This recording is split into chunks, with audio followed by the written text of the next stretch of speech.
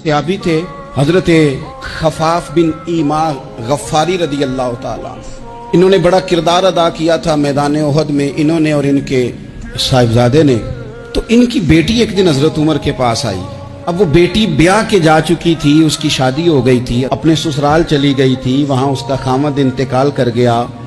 वो खातून वापस आ गई, वो हजरत उमर से मिली, बेवा औरत। उस बेवा खातून ने आके, यहाँ तो मेरे भाई वो फौजी बेचारे जिनकी बीवियां, जिनको एक तकरीब में तो खूब अवार्ड देने के लिए बुलाया जाता है, क्या कभी आपने पलट कर दोबारा गौर किया कि उनके बच्चे कहाँ हैं, उनकी बेवा किस हाल में है, वो किस तरह टाइम गुजार रहे हैं, ये कभी सोचा लोगों ने? हजरत खफाफ बिन ईमा की साहिबजादी बेवा होके आ गई, बच्चे साथ थे, सरेरा जनाब उमर से मिली और मिलके कहने लगी, हुजूर मैं उस सहाबी की बेटी हूं जिन्होंने ओहद वाले दिन अपने बेटे के साथ मिलके मुआसरा किया था। बच्चे मेरे यतीम हो गए हैं, मैं बेवा हूं।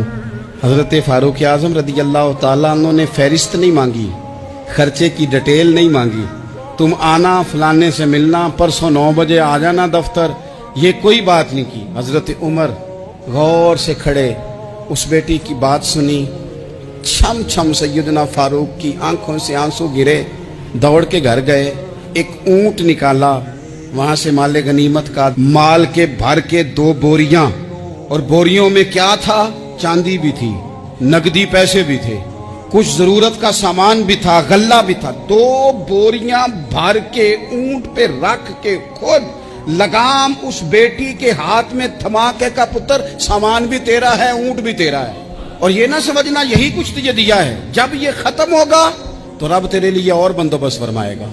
क्या माना कि ड्यूटियां लगा दी गई हैं, हमें पता है ये सामान कब तक खत्म हो जाएगा, पैसे कब तक खत्म हो जाएंगे, तेरे लिए मैंने नए हुक्म भी जारी कर दिए हैं। एक शख्स ने कहा, हुजूर एक बेवा को आपने कुछ ज्यादा ही नहीं दे दिया? तो हजरत उमर नाराज हो गए, फरमाने लगे, तुझे तेरी मां रोए, मेरी नजरों में आज भी वो जलवा मौजूद है जब इसका बाप और भाई मैदान ओहद में काफिरों के खिलाफ लड़ाई कर रहे थे।